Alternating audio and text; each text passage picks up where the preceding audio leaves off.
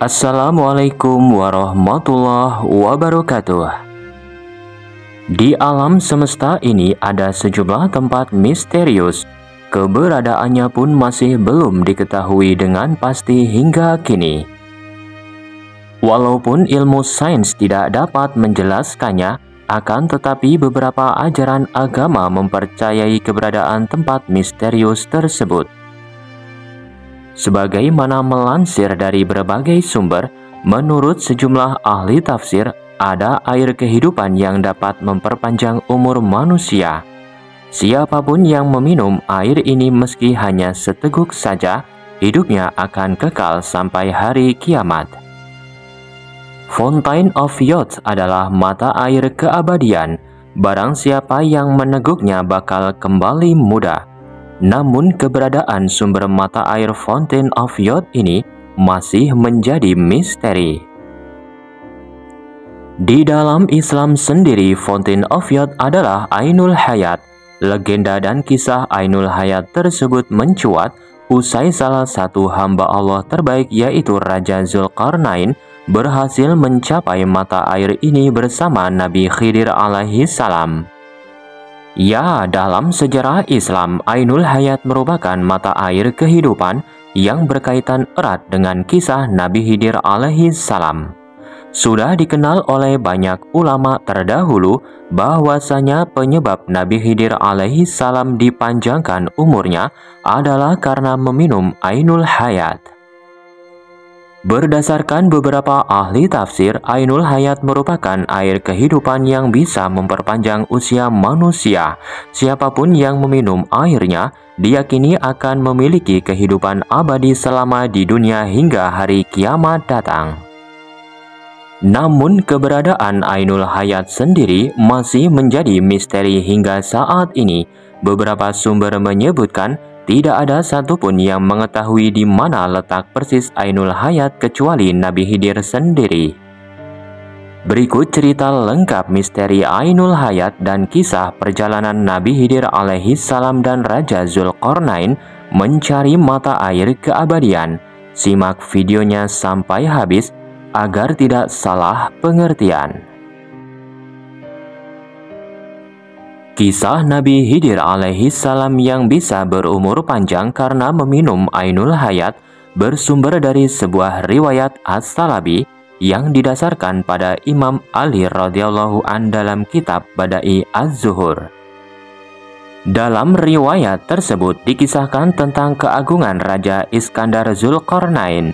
Zulkarnain merupakan raja agung yang mampu menaklukkan dunia timur dan barat. Meski kekuasaannya sangat luas, tidak lantas menjadikannya sombong dan semena-mena. Justru sebaliknya, Zulkarnain menjadi salah satu raja yang beriman dan bertakwa kepada Allah Subhanahu wa Ta'ala. Suatu ketika di sekitar tahun 322 sebelum Masehi, Raja Zulkarnain berjalan di atas bumi menuju ke tepi belahan bumi yang lain. Sebutan ini dikenal sebelum ada istilah timur dan barat. Dalam perjalanan tersebut, Allah mengutus malaikat Rafail untuk mendampingi Raja Zulkarnain. Di tengah perjalanan, Raja Zulkarnain berkata kepada malaikat Rafail, "Wahai malaikat Rafail, ceritakanlah kepadaku tentang ibadah para malaikat di langit." Malaikat Rafail kemudian menjawab, "Ibadah para malaikat di langit di antaranya ada yang berdiri tidak mengangkat kepalanya selama-lamanya, ada yang sujud tidak mengangkat kepala selama-lamanya, dan ada pula yang ruku tidak mengangkat kepala selama-lamanya." Mendengar jawaban malaikat Rafail tersebut, Raja Zulkarnain termenung. Di benaknya muncul keinginan untuk melakukan ibadah yang sama seperti halnya para malaikat. Zulkarnain memang diketahui sebagai raja yang senang melakukan ibadah kepada Allah. Di tengah ketermenungan Raja Zulkarnain, tiba-tiba malaikat Rafail berkata, "Sesungguhnya Allah telah menciptakan sumber air di bumi yang namanya Ainul Hayat atau sumber air kehidupan. Barang siapa meminumnya seteguk, maka tidak akan mati sampai hari kiamat atau sehingga ia memohon kepada Allah agar dimatikan." Raja Zulkarnain pun menjadi penasaran dan bertanya lagi kepada malaikat Rafail, "Apakah engkau tahu di mana tempat Ainul Hayat itu?" Malaikat Rafail pun menjawab bahwa sesungguhnya Ainul Hayat itu berada di bumi yang gelap. Setelah mendengar penjelasan malaikat Rafail tentang Ainul Hayat, maka Raja Zulkarnain segera mengumpulkan para alim ulama dan bertanya kepada mereka tentang Ainul Hayat. Tetapi mereka menjawab, "Kami tidak tahu kabarnya." Namun ada seorang alim di antara mereka yang menjawab, "Sesungguhnya aku pernah membaca di dalam wasiat Nabi Adam. Ia berkata bahwa sesungguhnya Allah meletakkan Ainul Hayat di bumi yang gelap." Ketika Zulkarnain bertanya di mana tempat bumi yang gelap itu, orang alim itu pun menjawab lagi, "Di tempat keluarnya matahari." Menurut beberapa penafsiran, orang alim yang dimaksud tersebut adalah Nabi Khidir alaihi salam yang juga ikut dikumpulkan oleh Zulkarnain bersama orang-orang alim lainnya. Nabi Khidir kemudian menjadi salah seorang yang diajak oleh Raja Zulkarnain dalam ekspedisinya mencari sumber mata Ainul Hayat tersebut. Nabi Khidir pun diketahui menjadi salah satu yang memimpin pasukan mereka. Dikisahkan mereka kemudian menempuh perjalanan jauh untuk mencari Ainul Hayat hingga menjumpai tempat keluarnya matahari tepat pada arah kiblat. Mereka diketahui melakukan perjalanan selama 12 tahun. Begitu sampai di tepi bumi yang gelap itu, dikisahkan gelapnya seperti asap, bukan seperti gelapnya waktu malam. Kemudian Zulkarnain masuk ke dalam tempat tersebut dengan didampingi oleh Nabi Khidir alaihi salam. Setelah mereka berjalan, Allah SWT memberikan wahyu kepada Nabi Khidir. "Sesungguhnya Ainul Hayat itu berada di sebelah kanan jurang, dan Ainul Hayat itu aku khususkan untuk kamu." Kemudian setelah mendapatkan wahyu tersebut, Nabi Khidir alaihi salam berjalan menuju ke sebelah kanan jurang, dan betul didapati olehnya Ainul Hayat yang dicarinya itu.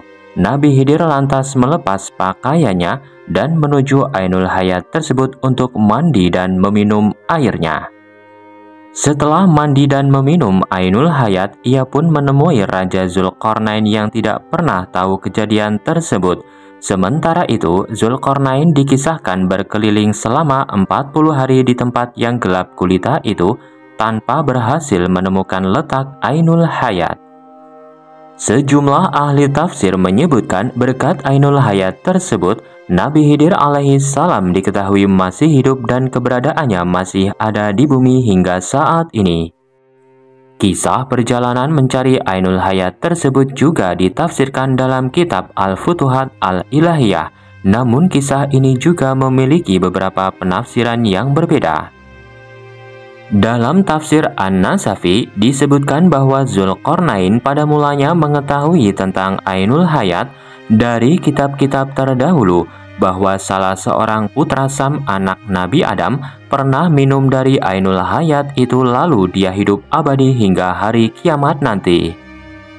Penafsiran itu pun berbeda dengan tafsir mengenai Raja Zulkarnain yang mengetahui tentang Ainul Hayat dari malaikat Rafail dan Nabi Khidir alaihi salam. Sebagian ulama berpendapat bahwa Ainul Hayat itu memang ada dan Nabi Khidir diyakini masih hidup hingga saat ini. Menurut catatan sejarah, Raja Ferdinand juga sangat meyakini keberadaan mata air keabadian ini. Ia menganggap apa yang tertulis di dalam kitab serta manuskrip kuno tidak mengada-ngada. Sehingga ia pun menunjuk Ponce de Leon untuk melakukan ekspedisi guna menemukan keberadaan Fountain of Youth atau mata air keabadian. Ahli sejarah memperkirakan Ponce de Leon lahir pada tahun 1474 Masehi. Kemudian pada September 1493, ketika Christopher Columbus melakukan ekspedisi, Ponce turut terlibat di dalamnya.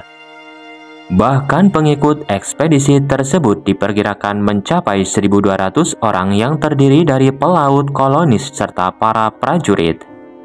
Namun hingga kini ekspedisi yang dilakukan oleh Raja Ferdinand dan anak buahnya tersebut tidak membuahkan hasil dan gagal menemukan Ainul Hayat.